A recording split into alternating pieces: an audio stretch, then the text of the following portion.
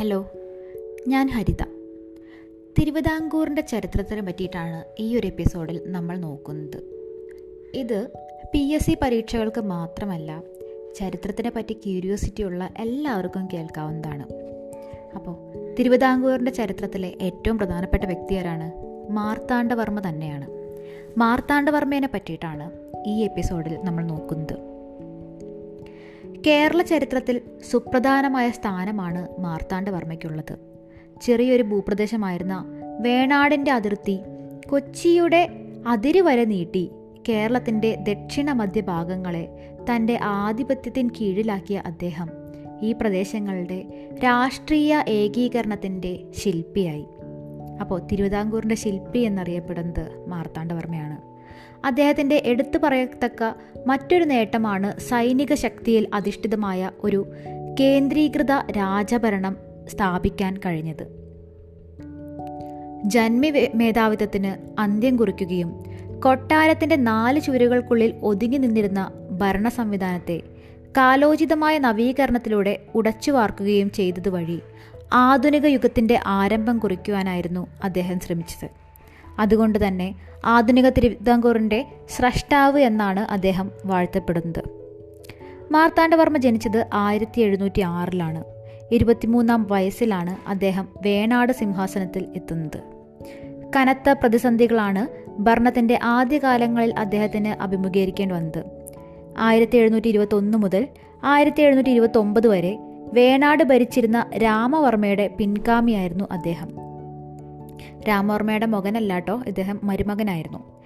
രാമവർമ്മയുടെ മക്കളായ പപ്പുതമ്പിയും അഥവാ വലിയ തമ്പി, അനുജൻ രാമൻ തമ്പിയും അഥവാ കുഞ്ചുതമ്പിയും സിംഹാസനത്തിന് അവകാശം ഉന്നയിക്കുകയും നാഗർകോവിൽ ആസ്ഥാനമാക്കിക്കൊണ്ട് കലാപത്തിന് മുതിരുകയും ചെയ്തു. AD 1341 മുതൽ വേണാട് രാജകുടുംബം മരുമക്കത്തായ ക്രമമാണ് സ്വീകരിച്ചു വന്നിരുന്നത്. എന്നാൽ തമ്പിമാരുടെ മാതാവായ അഭിരാമിയെ പരിണയിക്കുന്ന വേളയിൽ രാമവർമ്മ ആ ബന്ധത്തിലുണ്ടാവുന്ന സന്താനങ്ങൾക്കായിരിക്കും കിരീടാവകാശമെന്ന് വാഗ്ദാനം നൽകിയിരുന്നു.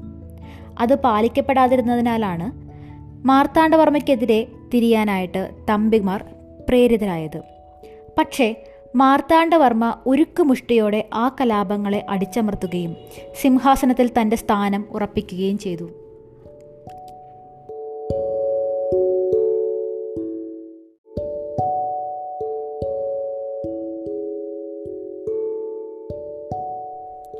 മാർത്താണ്ഡവർമ്മയ്ക്ക് യുദ്ധതന്ത്രത്തിലും രാഷ്ട്രതന്ത്രത്തിലും ഒരുപോലെ പരിശീലനം കിട്ടിയിരുന്നു.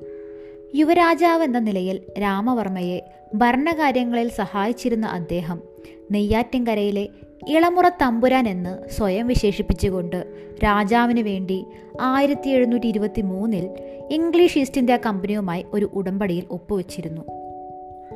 മാർത്താണ്ഡവർമ്മയാണ് രാജ്യത്തിന് വെളിയിൽ നിന്ന് മറവപ്പട എന്ന കൂലിപ്പട്ടാളത്തെ സംഘടിപ്പിക്കാൻ രാജാവിനെ ഉപദേശിച്ചത്. മാർത്താണ്ഡവർമ്മയുടെ കാലം വരെ മാടമ്പിമാർ എന്നറിയപ്പെട്ടിരുന്ന പ്രാദേശിക പ്രഭുക്കൾ വളരെ ശക്തരായിരുന്നു.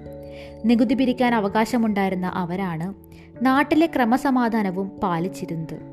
രാജാധികാരത്തെ ചോദ്യം ചെയ്യത്തക്ക തരത്തിൽ വളർന്ന ഈ ഫ്യൂഡൽ ഘടകങ്ങളെ അടിച്ചമർത്തി ഭരണവ്യവസ്ഥയുടെ മുക്കിലും മൂലയിലും രാജാവിൻ്റെ പരമാധികാരം അരക്കിട്ടുറപ്പിക്കുന്നതിൽ മാർത്താണ്ഡവർമ്മ വിജയിച്ചു.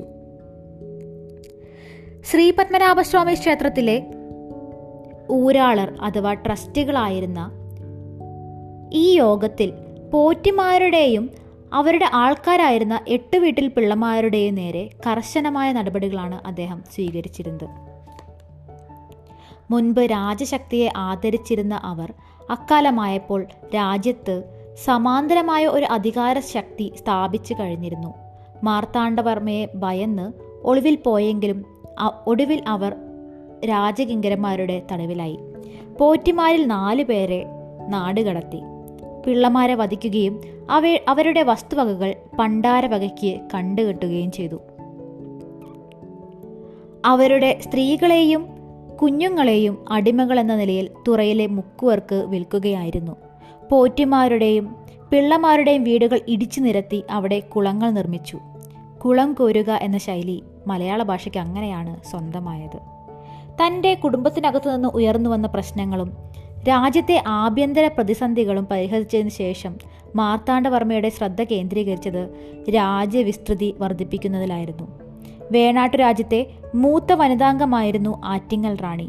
ഇവർ മുൻകാലത്ത് വേണാട്ടു രാജാക്കന്മാരോടാലോചിക്കാതെ വൈദേശികരുമായി കരാറിലേർപ്പെടുകയും അത് പിൽക്കാലത്ത് രാജ്യത്തിന് ദോഷകരമായ സ്ഥിതിവിശേഷങ്ങൾ ഉളവാക്കുകയും ചെയ്തിരുന്നു. ഈ ഏർപ്പാട് അവസാനിപ്പിക്കുന്നതിന് ആറ്റിങ്ങലിനെ തൻ്റെ പൂർണ്ണ നിയന്ത്രണത്തിൽ കൊണ്ടുവരാൻ മാർത്താണ്ഡവർമ്മ തീരുമാനിച്ചു.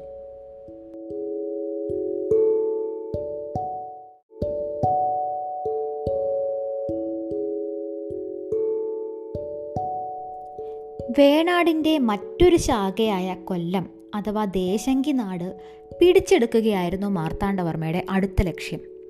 ഒരു നിലയ്ക്ക് മാർത്താണ്ഡവർമ്മയുടെ മാതുലനായിരുന്നു ഉണ്ണിക്കേരളവർമ്മ, അതായത് കൊല്ലം രാജാവ്.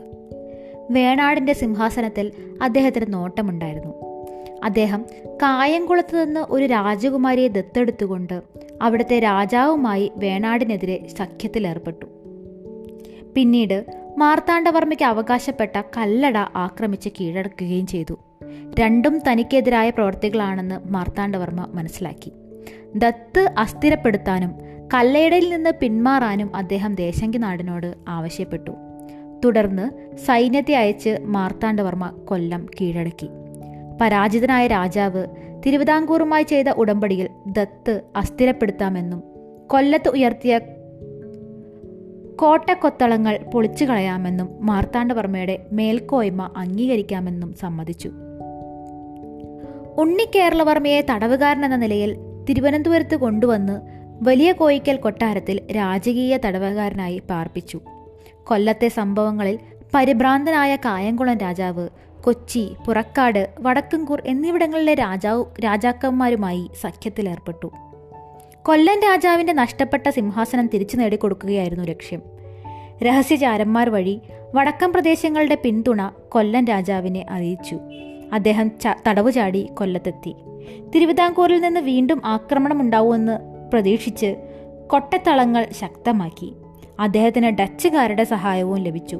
തിരുവിതാംകൂർ സൈന്യം രാമയ്യന്റെ നേതൃത്വത്തിൽ കൊല്ലം ആക്രമിച്ചെങ്കിലും സുസജ്ജമായ ശത്രു സൈന്യത്തിന് മുന്നിൽ പരാജയപ്പെട്ടു. തുടർന്ന് മാർത്താണ്ഡവർമ്മ ഇംഗ്ലീഷുകാരിൽ നിന്നും ഫ്രഞ്ചുകാരിൽ നിന്നും ആവശ്യമായ യുദ്ധസാമഗ്രികൾ വാങ്ങി തൻ്റെ സൈനിക ഘടനയിലെ പോരായ്മകൾ പരിഹരിച്ചു. വീണ്ടും എന്നിട്ട് ഈ സൈന്യത്തെ കൊല്ലത്തേക്ക് അയച്ചു. ജയപരാജയങ്ങൾ തീരുമാനിക്കാൻ കഴിയാത്ത വിധത്തിൽ നിരവധി യുദ്ധങ്ങൾ നടന്നു. 1734 സൈന്യത്തെ നേരിട്ട് നയിച്ചിരുന്ന കായംകുളം രാജാവ് യുദ്ധത്തിൽ മരണമടഞ്ഞു. എന്നാൽ പോലും യുദ്ധം അവസാനിച്ചില്ല. കായംകുളം രാജാവിൻ്റെ സഹോദരൻ മാർത്താണ്ഡവർമ്മയെ വീണ്ടും പരാജയപ്പെടുത്തി. തുടർന്ന് ഡച്ച് സഹായത്തോടുകൂടി കായംകുളം സൈന്യം മന്ത്രി അച്യുത വാര്യരുടെ നേതൃത്വത്തിൽ മാർത്താണ്ഡവർമ്മയെ ആക്രമിക്കുകയും കിളിമാനൂർ വരെ പിടിച്ചെടുക്കുകയും ചെയ്തു. തിരുനെൽവേലിയിൽ നിന്ന് കുതിരപ്പട്ടാളത്തെ വരുത്തി മാർത്താണ്ഡവർമ്മ കായംകുളത്തിനെതിരെ പൊരുതി. കായംകുളം പിൻവാങ്ങി. 1742 മാന്നാർ വെച്ചുണ്ടായ ഉടമ്പടി പ്രകാരം കായംകുളം രാജാവ് തിരുവിതാംകൂറിന് വളരെയധികം സ്ഥലങ്ങൾ വിട്ടുകൊടുത്തു. എന്നാൽ മാർത്താണ്ഡവർമ്മയ്ക്കെതിരായ പ്രവർത്തനങ്ങൾ കായംകുളം രാജാവ് തുടർന്നു നടത്തി. വടക്കുംകൂർ, തെക്കുംകൂർ, പുറക്കാട് എന്നിവയുമായി സഖ്യം ചേർന്ന് കായംകുളം എതിർപ്പ് തുടങ്ങിയപ്പോൾ വീണ്ടും രാമയ്യന്റെ നേതൃത്വത്തിൽ സുശക്തമായൊരു സേന കായംകുളത്തെ ആക്രമിച്ചു. കായംകുളം രാജാവ് കുടുംബാംഗങ്ങളുമൊത്ത് വേഷപ്രച്ഛന്നനായി തൃശ്ശൂരിലേക്ക് ഒളിച്ചോടി. 1746 മാർത്താണ്ഡവർമ്മ കായംകുളത്തെ തിരുവിതാംകൂറിൽ ലയിപ്പിച്ചു. ഇളയെടുത്ത് സ്വരൂപം എന്നാൽ കൊട്ടാരക്കരയാണ് കേട്ടോ. ഇളയെടുത്ത് സ്വരൂപത്തിലെ റാണിമാര് ഡച്ചുകാരുടെ സഹായത്തോടെ മാർത്താണ്ഡവർമ്മയുടെ ആധിപത്യത്തെ ചോദ്യം ചെയ്തപ്പോൾ അദ്ദേഹം ഇരുകൂട്ടരുടെയും സൈന്യത്തെ പരാജയപ്പെടുത്തി. ഇളയെടുത്ത് സ്വരൂപം തിരുവിതാംകൂറിന്റെ ഭാഗമായി മാറി. കൊച്ചിയിലേക്ക് പലായനം ചെയ്ത റാണി ഡച്ചുകാരുടെ സംരക്ഷണത്തിന് കീഴിലായി. ഡച്ചുകാർക്ക് നേരിട്ട പരാജയം അവരുടെ അഭിമാനത്തിനേറ്റ വലിയ ക്ഷതമായിരുന്നു. അവർ പ്രതികാരത്തിന് തയ്യാറെടുത്തു. മാർത്താണ്ഡവർമ്മയുടെ രാജ്യം തെക്ക് നിന്ന് ആക്രമിക്കാനായിരുന്നു അവരുടെ തീരുമാനം. സിലോണിൽ നിന്ന് പീരങ്കിപ്പടയെ വരുത്തി കുളച്ചൽ വെച്ച് മാർത്താണ്ഡവർമ്മയോട് ഏറ്റുമുട്ടി. 1741 ഓഗസ്റ്റ് 10 നടന്ന യുദ്ധത്തിൽ തിരുവിതാംകൂർ സൈന്യം അതിധീരമായി മുന്നേറി. വമ്പിച്ച നാശം ഏറ്റുവാങ്ങി ഡച്ചുകാർ പിന്തിരിഞ്ഞു. ഡച്ച് കപ്പിത്താനായ ഡിലനോയ് ഉൾപ്പെടെ നിരവധി യൂറോപ്യന്മാർ തടവുകാരായി പിടിക്കപ്പെട്ടു. ഇദ്ദേഹം പിന്നീട് വലിയ കപ്പിത്താൻ എന്ന പേരിൽ മാർത്താണ്ഡവർമ്മയുടെ തന്നെ സേനാനായകനായി മാറുന്നുണ്ട് കേട്ടോ. മാർത്താണ്ഡവർമ്മയുടെ പ്രധാനപ്പെട്ട നേട്ടങ്ങളിലൊന്നായി ഈ കുളച്ചൽ യുദ്ധം കണക്കാക്കപ്പെടുന്നു. കായംകുളത്തിന് വടക്കുള്ള അമ്പലപ്പുഴ കീഴടക്കുക എന്നതായിരുന്നു മാർത്താണ്ഡവർമ്മയുടെ അടുത്ത ലക്ഷ്യം. അമ്പലപ്പുഴ രാജ്യത്തെ സൈനിക മേധാവികളായ മാത്തുപണിക്കരുടെയും തെക്കേടത്ത് ഭട്ടതിരിയെയും തിരുവിതാംകൂർ സ്വന്തം വശത്താക്കി. അമ്പലപ്പുഴ രാജാവ് ഡിലനോയ് നയിച്ചിരുന്ന തിരുവിതാംകൂർ സൈന്യത്തിന്റെ കയ്യിൽ ഒരു തടവുകാരനായി തീർന്നു. അദ്ദേഹത്തെ തിരുവനന്തപുരത്തേക്ക് കൊണ്ടുപോയി. കായംകുളം രാജാവിന് തിരുവിതാംകൂറിനെതിരായി പിന്തുണ നൽകിയ തെക്കും കൂറും വടക്കും കൂറുമായിരുന്നു പിന്നീട് മാർത്താണ്ഡവർമ്മയുടെ ലക്ഷ്യങ്ങൾ.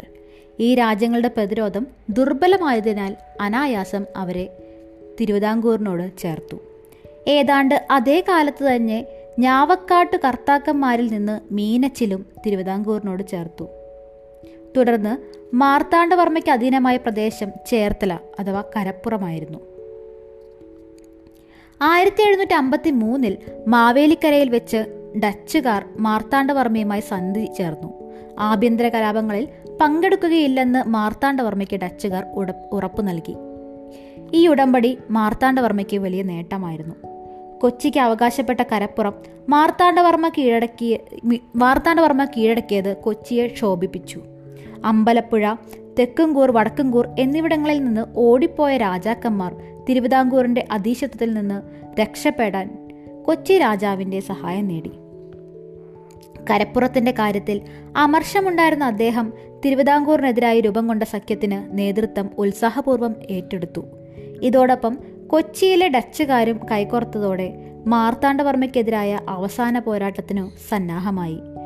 കൊച്ചി രാജ്യത്തെ സേനാധിപനായ പണിയിൽ ഇടിക്കേള മേനോനായിരുന്നു തിരുവിതാംകൂറിനെതിരായ പടനീക്കത്തിന്റെ നേതൃത്വം. 1754 അമ്പലപ്പുഴയിൽ വെച്ച് നടന്ന യുദ്ധത്തിൽ കൊച്ചി സൈന്യം ഛിന്ന ഭിന്നമായി പോയി. ഇട്ടിക്കേള മേനോനെ തടവുകാരനായി പിടിച്ചു വധിച്ചു.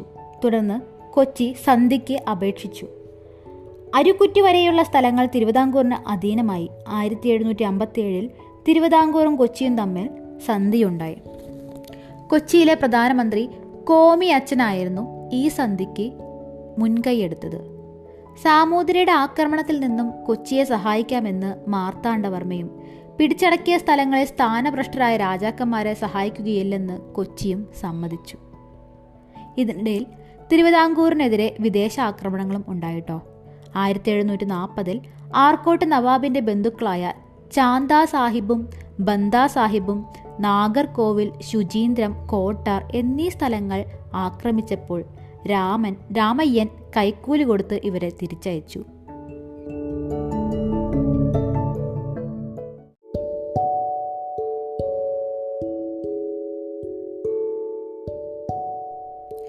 നിരവധി പ്രദേശങ്ങൾ വെട്ടിപ്പിടിച്ച് താൻ വിസ്തൃതമാക്കിയ രാജ്യം 1750 ജനുവരി 3 മാർത്താണ്ഡവർമ്മ കുലദൈവമായ ശ്രീ പത്മനാഭന് സമർപ്പിച്ചു. തൃപ്പടിദാനം എന്നാണ് ഇതിനെ വിളിക്കുന്നത്. താനും പിൻഗാമികളും പത്മനാഭന്റെ ദാസന്മാർ എന്ന നിലയ്ക്ക് ദേവാർപ്പിത നിയോഗമായി ഭരണം നിർവഹിക്കുമെന്നായിരുന്നു തൃപ്പടിദാനത്തിന്റെ അകമ്പൊരുൾ.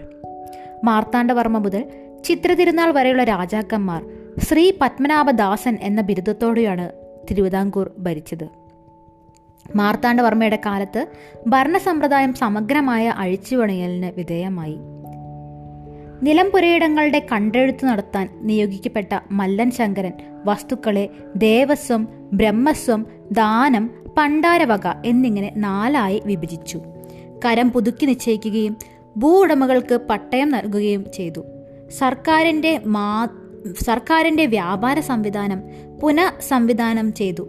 മാവേലിക്കരയായിരുന്നു വ്യാപാര ഭരണത്തിന്റെ ആസ്ഥാനം. പുകയില, കുരുമുളക്, അടയ്ക്ക തുടങ്ങിയവയുടെ കച്ചവടവും ഉപ്പ് നിർമ്മാണവും ദേശവൽക്കരിച്ചു. സാമ്പത്തിക രംഗത്ത് അദ്ദേഹം ഏർപ്പെടുത്തിയ പതിവ് കണക്ക് എന്ന വാർഷിക ബജറ്റ് സമ്പ്രദായം സുപ്രധാന നടപടിയായിരുന്നു. ഇതിലൂടെ പൊതുചെലവിന്റെ വിവിധ വകുപ്പുകളായ കൊട്ടാരം, ദേവസ്വം, സൈനിക കേന്ദ്രങ്ങൾ മുതലായവയ്ക്കായി വെവ്വേറെ തുക നീക്കിവെച്ചു.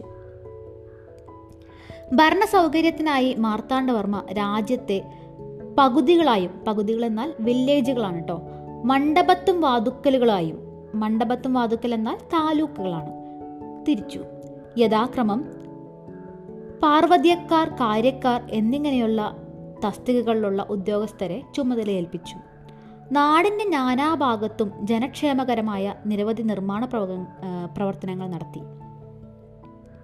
കാർഷിക വികസനത്തിൽ അദ്ദേഹത്തിന് പ്രത്യേക താൽപ്പര്യമുണ്ടായിരുന്നു. അണക്കെട്ടുകൾ, ജലസംഭരണികൾ, തോടുകൾ എന്നിവയുടെ നിർമ്മാണത്താൽ ജലസേചന സൗകര്യങ്ങൾ മെച്ചപ്പെടുത്തി.